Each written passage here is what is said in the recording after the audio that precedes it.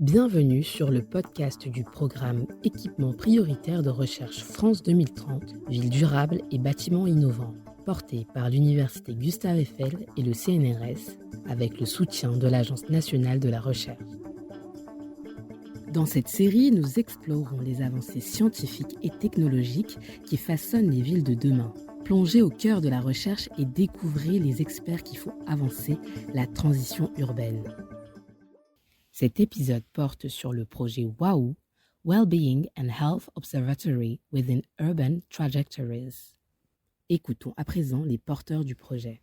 Je suis Thomas Thiebaud, maître de conférence à l'École pratique des hautes études et ma spécialité c'est la géochimie. Donc je travaille sur l'analyse de la composition chimique d'échantillons d'eau principalement et là pour le projet WAU en l'occurrence plutôt des eaux usées. WAU c'est un acronyme anglais pour Wellbeing and Health Observatory within Urban Trajectories qui signifie observation de la santé et du bien-être au sein des trajectoires urbaines.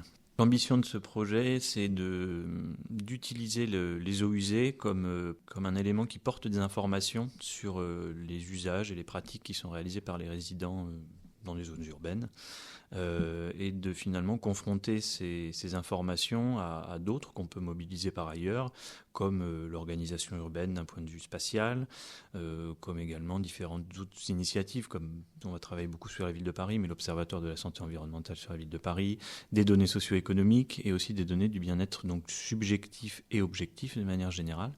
Donc en gros, en quoi les informations transportées par les eaux usées viennent compléter la lecture qu'on peut avoir avec des données un petit peu plus classiques pour formaliser des indicateurs du bien-être en ville, avec l'avantage de l'eau usée, qui c'est un échantillon qu'on peut prélever à peu près partout et tout le temps. Et donc on a une très grande souplesse à la fois spatiale et temporelle sur l'acquisition de l'information du bien-être quasiment en temps réel.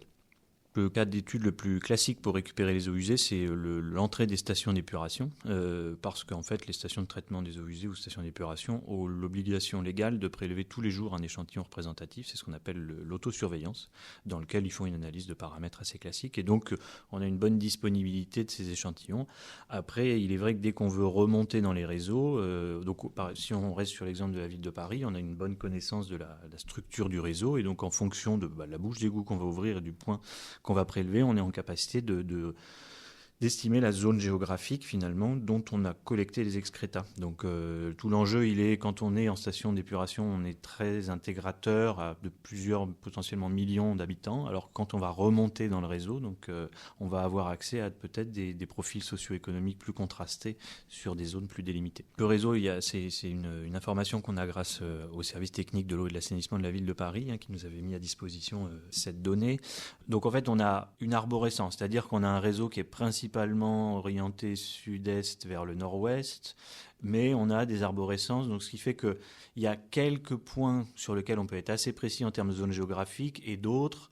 Par exemple, je ne sais pas si vous connaissez bien la ville de Paris, mais si on se situe vraiment dans les arrondissements centraux de la ville de Paris, on va avoir du mal à aller sur des petites zones bien délimitées, mais en fait, on va subir tout ce qui vient de l'amont du fait de cet écoulement général sud-est-nord-ouest. Après, dans la mesure où, quand on travaille dans les eaux usées, on essaye de jamais travailler sur des populations trop limitées en termes de population, parce qu'on ne souhaite pas que la donnée puisse être individualisable. Donc on travaille avec des seuils généralement autour de 10 000 équivalents habitants. On peut toujours trouver finalement des délimitations qui peuvent correspondre à ce qu'on observe dans le réseau. La grosse difficulté en fait, c'est de faire coïncider par exemple les données socio-économiques qui sont à une maille qui s'appelle la maille, c'est l'IRIS. En gros, c'est des petits quartiers l'équivalent d'à peu près de 2000 habitants. Il n'y a pas forcément une bonne correspondance de la structure du réseau avec cette structure IRIS. Et donc l'idée, c'est d'essayer de carter aussi dans quels endroits on peut avoir la meilleure correspondance possible entre ces deux échelles pour que les données puissent se parler entre elles. Les disciplines représentées dans le projet sont nombreuses donc autour de l'objet eau usée, ça va être principalement des disciplines de quantification de la composition des eaux usées, donc de la géochimie, également de la virologie, de la microbiologie environnementale. Ensuite, on va donc confronter la donnée eau usée à d'autres types de métriques. Je parlais de la fabrique urbaine, donc qui va être appréhendée par des géographes. Il y a aussi des sociologues qui vont aller faire des entretiens, notamment du bien-être objectif et subjectif, c'est-à-dire comment est ma perception de mon bien-être en fonction de mon lieu de résidence, en fonction de l'organisation de mon quartier. Donc ça, c'est vraiment sur la partie expérimentation. On a également des spécialistes de sciences participatives, parce que c'est vraiment un élément qui nous tient à cœur, c'est au-delà de l'observation aussi d'être en action également en appui avec la ville, je pense qu'on va en discuter. Et le troisième point, c'est plutôt une approche philosophique liée autour de la légitimation de l'utilisation des eaux usées. Pourquoi ? Parce qu'en fait, quand on collecte des eaux usées, on n'a pas demandé l'avis aux gens. Et dans quelle mesure le consentement, l'information éclairée, en tout cas du public duquel on collecte des informations, peut être apportée. Donc il y a toute une dimension éthique sur laquelle on souhaite être aussi force de proposition pour les nombreux projets en cours sur ce type d'approche. On a 2 types d'approches participatives qui vont avoir lieu. Ça va être des expérimentations principalement de changement de pratique avec des quartiers résidentiels dans des zones bien délimitées où en fait on a un premier enjeu qui est-ce que une proposition de changement de pratique est appropriée par des résidents dans la mesure où on explicite clairement nos hypothèses, on explicite également le fait que on porte pas un discours de jugement sur les métriques qui vont être mesurées, mais il y a quand même un enjeu fort dès qu'on sort de ce qu'on sait faire classiquement dans les eaux usées, par exemple sur des métriques du bien-être au sens large. Est-ce que une variabilité en population va s'enregistrer très bien dans l'eau usée. Et donc là, en fait, ça va être des expériences participatives un petit peu en cercle fermé. Et le deuxième type d'expérience participative un petit peu différent qu'on souhaite mettre en place, c'est en lien avec l'action publique, c'est-à-dire qu'arriver en tant qu'équipe académique, en tant que support de l'action publique qui souhaite mener une action de sensibilisation dans un quartier donné et mesurer le résultat de cette action dans l'eau usée. Un exemple, le taux de couverture vaccinale des papillomavirus, qui est très, très hétérogène sur une ville comme Paris, mais pas seulement, alors que l'action publique, a priori, mène une mode de communication homogène. Est-ce que focaliser sur un quartier, une campagne de sensibilisation un peu plus importante peut avoir un résultat en termes d'évolution de la couverture vaccinale à horizon 6 mois, 1 an. Et ça, typiquement, c'est des choses qu'on peut être en mesure d'effectuer. Il y a des éléments qu'on peut mesurer de manière assez assurée dans l'eau usée. Ce n'est pas forcément d'ailleurs les éléments qui sont le plus pertinents pour le projet Waouh. C'est les drogues illicites sur lesquelles on a l'antériorité la plus grande. Mais ça, typiquement, ce n'est pas nous notre traceur d'intérêt pour le projet. Parce qu'évidemment, quand on ne va pas aller voir des citoyens et faire de la science participative autour de ces questions. Les produits pharmaceutiques, alors on a des enjeux de santé, donc ça contribue au bien-être, mais dans quelle mesure c'est aussi quelque chose sur lequel on peut avoir une action. Je ne pense pas que ce soit forcément très pertinent. Après, il y a des traceurs qui sont moins...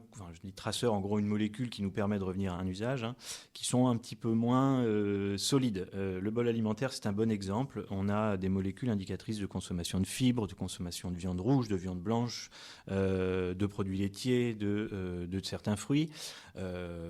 Donc, si on compare différents quartiers entre eux, on va pouvoir dire il en est plus ou moins consommé dans l'un dans l'autre. Mais par contre, sur la quantification seule de la molécule, on ne peut pas estimer une quantité consommée. Donc, on va être plus dans des approches comparatives.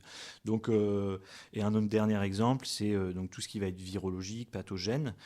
C'est un petit peu la même chose, c'est-à-dire que si on a un signal qui nous donne une information en termes qualitatifs, mais pas en termes quantitatifs. Avec la ville de Paris, on a un héritage d'actions participatives qui ont été menées dans le cadre d'un projet qui s'appelait Égout, dans lequel on avait mené une expérience participative sur 108 000 personnes et qui, en fait, ce qui est assez positif, c'est que cette expérimentation participative avait un petit peu convaincu la ville de l'intérêt de l'utilisation de l'eau usée. Bon, il y avait eu le projet Aubépine sur le Covid, mais finalement, comment aller au-delà un petit peu du Covid. Et donc, on travaille avec 4 directions de la ville de Paris, la santé publique, l'assainissement, la participation citoyenne et la transition écologique et citoyenne. Et il est vrai que c'est des services qui sont un petit peu pachydermiques, des fois un petit peu difficiles à mobiliser, mais à partir du moment où on les sollicite sur des questions assez précises, et là en l'occurrence se préparer à la ville de demain et leur fournir un indicateur du bien-être, on s'aperçoit que finalement on arrive à les mobiliser, je ne vais pas dire facilement, mais en tout cas régulièrement.